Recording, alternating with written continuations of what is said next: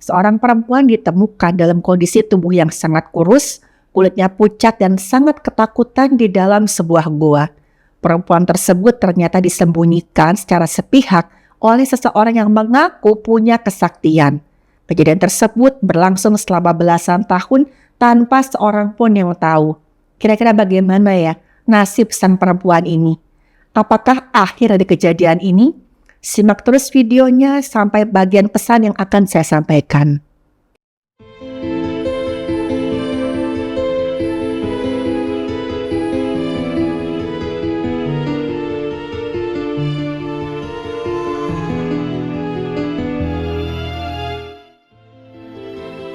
Halo, saya Dr. Stefani.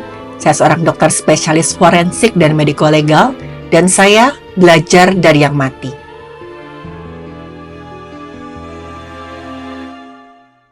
Kasus ini terjadi pada seorang gadis berusia belasan tahun, sebut saja namanya A. Si A ini oleh orang tuanya dikenal sebagai gadis yang baik dan juga penurut. Nah, keluarganya ini bisa dikatakan sebagai keluarga sederhana yang enggak mengenyam pendidikan dengan cukup, sehingga akhirnya itu mempengaruhi pola pikirnya mereka. Keluarganya si A ini sangat-sangat percaya hal-hal mistis. Terutama mereka itu percaya pada kesaktian atau kemampuan magis seorang laki-laki yang dianggap sebagai ahli spiritual terkenal di kampungnya mereka. Konon katanya si ahli spiritual ini itu bisa mengobati segala macam jenis penyakit apapun itu. Selain itu si ahli spiritual ini juga bisa memberikan solusi pada semua masalah gaib. Dan gak cuma keluarganya si A aja, semua warga desa itu sering banget minta bantuan secara spiritual kepada sang ahli spiritual ini.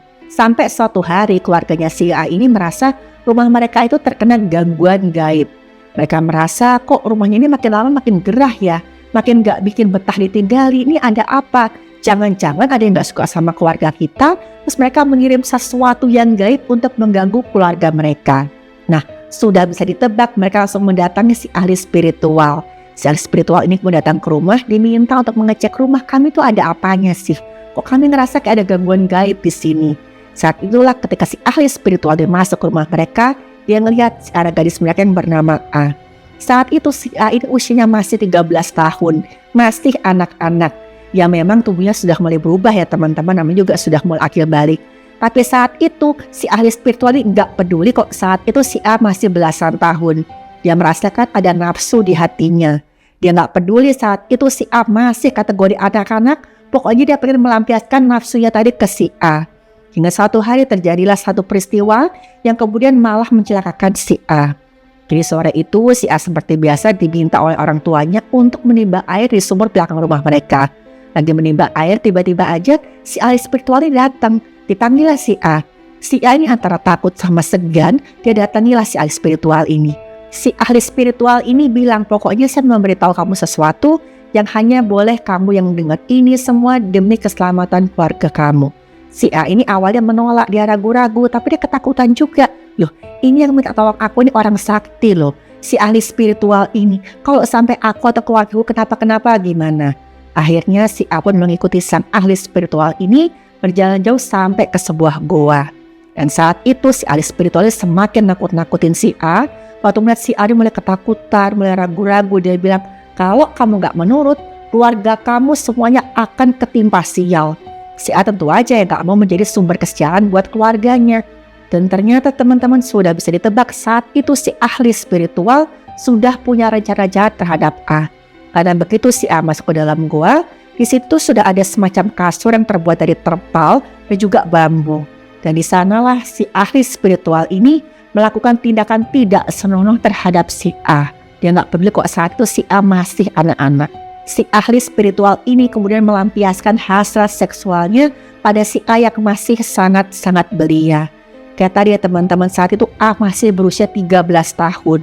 Dan si ahli spiritual ini benar-benar tidak bisa lagi menahan nafsunya. Dan dia juga memanfaatkan nih reputasi dia sebagai orang sakti di kampung itu. Dan tindakan tidak senonoh yang dilakukan oleh ahli spiritual ini terhadap si A terjadi berkali-kali. Sementara itu di rumahnya si A, kedua orang tuanya A dan juga keluarganya yang lain mulai kebingungan. Si A ini tadi katanya mau nimba air, tapi kok nggak pulang-pulang ya, ini anak ini kemana? Sang ayah ini kemudian berinisiatif untuk mencari si A. Dia cari keliling kampung, tapi tentu aja si A tuh nggak ditemukan di mana-mana. Akhirnya orang tuanya si A ini melapor ke perangkat desa setempat, dikerahkanlah warga desa untuk mencari di mana keberadaan si A. Tapi sama sekali gak membuahkan hasil, karena tadi letak gua tempat si A tadi dibawa oleh sang ahli spiritual itu cukup jauh. Jadi walaupun saat itu terjadi pencarian besar-besaran, si A gak kunjung juga ditemukan. Dan sedihnya lagi setelah si A gak ditemukan, orang tuanya si A ini dalam frustrasi, mereka khawatir, mereka sedih. Mereka mendatangilah si ahli spiritual tadi yang udah bawa si A. Dan si ahli spiritual tadi dengan sangat manipulatifnya, dia bilang kalau misalkan si A ini sudah dibawa lari oleh makhluk gaib. Dia membuat semacam arahan palsu ke orang tuanya. Kata si ahli spiritual ini, si A ini sudah gak ada harapan lagi. Dia tuh sudah diambil oleh sosok gaib yang meminta tumbal. Si A ini sudah dijadikan budak dan gak bisa lagi kembali ke alam manusia. Mendengar itu orang tuanya sangat-sangat sedih, tapi mereka pasrah karena mereka sudah percaya pada sang ahli spiritual ini. Kabar ini kemudian menyebar ke seantero desa, dan otomatis saat itu warga desa itu juga masih percaya dengan hal-hal gaib. Mereka percaya apapun yang dikatakan oleh sang ahli spiritual ini adalah benar. Jadi otomatis saat itu mereka menghentikan pencarian. Mereka menganggap A sudah tidak ada di alam manusia.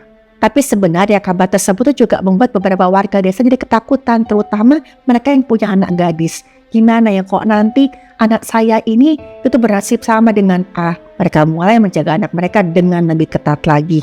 Tapi sepitar-pitarnya seseorang menyimpan bangkai, pasti baunya akan tetap tercium. Belasan tahun kemudian akhirnya kasus ini pun terbongkar. Suatu hari ada seorang warga desa, dia sedang mencari pakan ternak di sekitar sebuah gua. Dia kaget nih waktu dia melihat di mulut gua itu ada kayak sekelebat bayangan. Ini ada apa? Karena ketakutan si warga desa ini kemudian mencari teman-temannya untuk mendatangi gua tersebut. Dia bilang, tadi aku ngelihat kayak ada bayangan sosok itu masuk ke dalam gua. Ini ada apa nih? Yuk kita periksa sama-sama. Mereka dekatilah gua itu dan mereka kaget ketika dalam gua itu ada seorang perempuan yang cuma mengenakan kain. Kondisinya sudah kurus, rambutnya tuh kusut dan perempuannya kelihatan ketakutan. Awalnya warga desa ini mengira jangan-jangan perempuannya sosok gaib. Tapi waktu dipancing-pancing, diajak bicara, perempuan ini merespon, menjawab. Mereka kemudian melapor ke perangkat desa setempat dan kemudian mereka memanggil pihak yang berwenang. Waktu pihak yang berwenang yang datang, mereka sempat coba nih manggil si perempuan ini. Tapi perempuan ini gak mau waktu diminta keluar dari gua. Berkali-kali si perempuan ini bilang, saya gak bisa keluar dari gua ini. Kalau saya keluar dari gua ini ada yang marah, nanti semuanya bisa jadi bahaya. Saya gak mau keluar dari sini. Tapi untungnya saat itu gak penuh kesabaran, dia pihak yang berwenang kemudian dipanggil-panggil, diajak berbicara, dibujuk-bujuk, dan akhirnya sang perempuan ini pun mau keluar dari gua. Perempuan ini kemudian dibawa ke rumah sakit untuk dilakukan pemeriksaan medis. Pada saat diperiksa, keadaan sang perempuan ini sudah sangat mengenaskan. Tubuhnya itu sangat kurus, rambutnya udah kotor sekali, kulitnya juga kotor, dan kelihatan sekali si perempuan itu sangat kekurangan nutrisi. Dan bahkan waktu diperiksa itu ada tanda-tanda penyakit kulit yang semacam jamur di beberapa bagian tubuhnya. Tapi kondisi psikologis si perempuan ini enggak kalah parah. Perempuan ini kelihatan linglung dan terus-menerus menangis. Si perempuan ini terus-menerus minta dikembalikan ke goa. Dia bilang, udah ada yang menunggu saya di sana. Kalau saya lama-lama keluar dari goa, nanti dia marah. Waktu tanya siapa tuh, si perempuan ini enggak mau menjawab saking ketakutannya.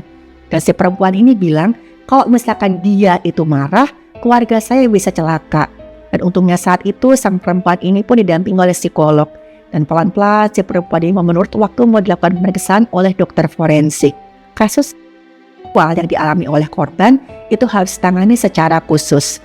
Karena pertama udah jelas sekali si korban itu mengalami trauma yang sangat-sangat mendalam. Dan pemeriksaan mulai dari wawancara sampai pemeriksaan fisik itu pasti akan menimbulkan trauma baru bagi sang korban. Dan waktu dilakukan pemeriksaan oleh dokter, ditemukan tanda kalau si perempuan ini sudah pernah hamil dan pernah melahirkan anak. Jadi di bagian perutnya itu ada garis-garis yang khas sekali, namanya striae gravidarum. Garis striae gravidarum ini adalah garis yang terlihat pada perut wanita hamil. Jadi ini terjadi pada saat terjadi pergangan kulit perut. Jadi seiring dengan berkembangnya kehamilan, perut ibu kan akan membesar. Dan kulit ibu hamil itu akan kurang elastisitas gara-gara ada hormon estrogen dan kortisol itu meningkat. Jadi kulitnya itu lebih gak elastis. Nah, meningkatnya dua hormon ini mengakibatkan menurunnya kolagen dan elastin yang buat kulit kita itu semakin elastis. Kulit jadi semakin mudah robek gara-gara tekanan mekanis. Jadi waktu ada peradangan, pasti akan terjadi robekan di kulit. Nah, terbentuklah nanti garis-garis linear pada permukaan kulit. Dan di tubuh si korban ini, si perempuan ini, warna stria gravidarumnya sudah putih. Ini menunjukkan sudah terjadi penyembuhan berupa jaringan tarut. Karena awal-awal waktu stria gravidarum ini terbentuk, warnanya akan keunguan ya sampai kemerahan. Karena waktu itu memang masih awal-awal peradangan. Dan di bagian payudara si korban ini ada pembesaran dan juga ada warna kehitaman di sekitar puting susunya. Keadaan ini disebut juga dengan hiperpigmentasi atau meningkatnya warna di sekitar payudara selama kehamilan. Jadi setelah kehamilan berakhir, nanti warna kehitaman ini biasanya akan memudar. Tapi waktunya beda-beda pada setiap wanita. Ada yang dalam beberapa minggu warna sudah memudar, ada juga yang setelah beberapa bulan baru pelan-pelan memudar. Nah, waktu diperiksa di bagian payudara, itu sama sekali nggak keluar air susu. Jadi misalkan air susu itu biasanya keluar 1-2 minggu setelah seorang itu kehamilannya selesai dan bayinya itu nggak menyusu. Jadi misalkan bayi nggak menyusui, nanti lama-lama hormon yang namanya prolaktin atau hormon yang produksi air susu akan menurun. Dan nanti air susu akan berhenti keluar. Waktu dokter melakukan pemeriksaan di alat kehamilan si korban, selaput darahnya itu sudah banyak robekan di segala arah dan bahkan cuma ada sisa sedikit dari selaput darah. Jadi yang disebut dengan selaput darah itu ada semacam lapisan tipis yang ada di bagian luar vagina. Struktur dan bentuknya itu beda-beda pada setiap wanita. Mulai dari bentuk, ketebalan, juga elastisitas atau peregangannya itu berbeda-beda di setiap wanita. Jadi ya selaput darah itu bisa robek atau meregang karena berbagai macam hal, nggak melulu gara-gara aktivitas seksual. Bisa juga karena aktivitas berat seperti bersepeda atau berkuda, atau juga bisa disebabkan benda yang masuk ke dalam vagina, misalkan menggunakan tampon. Oleh sebab itu ya teman-teman, yang namanya hubungan antara kebutuhan selaput darah dengan pernah tidaknya seseorang melakukan aktivitas seksual hanyalah mitos. Pada korban ini, dokter cuma menemukan ada sisa selaput darah yang sangat tipis, warnanya sudah keputihan, menunjukkan kalau bekas robekan lama itu sudah mengalami penyembuhan. Dan waktu dokter memeriksa bagian dalam alat kelamin korban, yang namanya mulut rahimnya itu bentuknya tuh lebih oval, bahkan kayak celah memanjang. Karena bentuk ini khas pada wanita yang sudah pernah melahirkan secara normal. Pada wanita yang belum pernah melahirkan, bentuknya itu biasanya itu seperti titik atau bulatan kecil. Misalkan dari lewati bayi, si wanita ini dia melahirkan secara normal, nanti yang namanya mulut rahim akan teregang.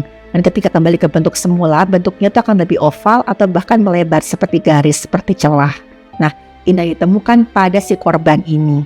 Jadi yang dapat disimpulkan pada pemeriksaan korban ini adalah korban pernah hamil dan melahirkan. Dan ini ternyata sesuai dengan keterangan yang berhasil didapat oleh korban. Walaupun saat itu dalam keadaan terbata-bata, dia juga masih kelihatan trauma. Korban ini sempat beberapa kali memberikan keterangan. Yang pertama, si korbannya sempat berkata dia mengalami kekerasan seksual. Bahkan korbannya setelah beberapa kali hamil, dan setiap kali hamil si pelaku kekerasan seksual ini menggugurkan kandungannya secara paksa. Nah, semakin banyak keterangan yang didapat oleh pihak yang berwenang, semakin jelaslah kengerian yang sudah dialami oleh si korban selama belasan tahun. Saya yakin teman-teman sudah bisa menebak siapa si korban ini. Korban memang adalah A, seorang gadis yang sudah disekap oleh sang ahli spiritual dalam goa selama belasan tahun. Saat ditemukan, si A ini sudah tumbuh jadi seorang wanita dewasa, usia sudah 20-an tahun. Nah, si A ini memberikan keterangan pada pihak yang berwenang setelah kondisi mental dan fisiknya lumayan stabil. Dan saat itu si A ini berada dalam perlindungan pihak yang berwajib dan juga didampingi oleh psikolog.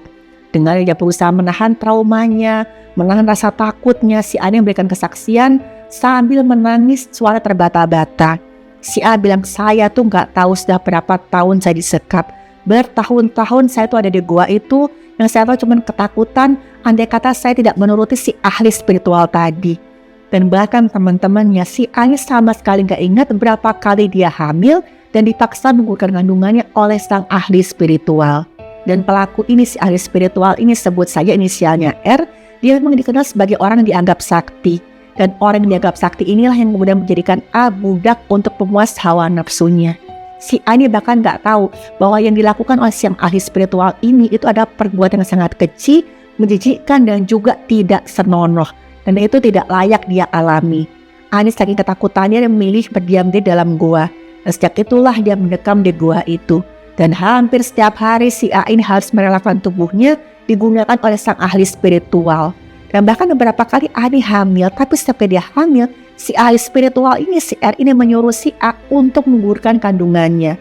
Dan yang A tahu si pelaku ini akan membawa janinnya pergi, tapi si A nggak tahu tuh janin dibawa kemana. Dan setelah itu si pelaku ini nggak peduli mau si A ini sudah pulih atau belum, si pelaku kan terus mengulangi perbuatannya. Nah, kok bisa ya si A ini nggak mencoba untuk keluar dari gua? Yaitu tadi karena saking takutnya keluarganya mendapatkan kesialan kalau si A nggak mau menurut. Dan ancaman dari sang ahli spiritual ini semakin hari semakin parah. Dari dia bilang tadi keluarga akan mengalami kesialan, sekarang si ahli spiritual ini bilang kalau misalkan A nggak mau menurut, seluruh keluarganya akan meninggal dunia, akan meregang nyawa. Dan itu semua adalah salahnya si A. Dan tadi teman-teman, waktu si ahli spiritual ini yang sudah sangat dipercaya oleh warga kampung, dibilang kalau misalkan si A ini sudah dibawa pergi oleh makhluk gaib. Semua warga percaya sama si ahli spiritual ini. Makanya itu mereka nggak cari sampai ke gua tadi. Ditambah lagi ada juga mitos kalau yang namanya goa itu dihuni oleh makhluk yang sangat-sangat mengerikan. Jujur aja teman-teman ya, ini alasannya janggal ya dan bahkan sangat aneh. Tapi memang masih banyak orang-orang yang percaya dengan mitos yang belum jelas kebenarannya. Dari keterangan si A tadi akan diketahui kalau si gadis yang malang ini telah merasakan hal yang sangat mengerikan selama belasan tahun. Dan berdasarkan informasi yang didapatkan, akhirnya pihak yang berwenang pun bergerak untuk menangkap sang ahli spiritual ini. Dan sebelum penangkapan dilakukan, pihak yang berwenang itu lebih dulu menyusuri gua tersebut. Mereka cari barang bukti yang bisa digunakan untuk kemudian menahan si ahli spiritual ini.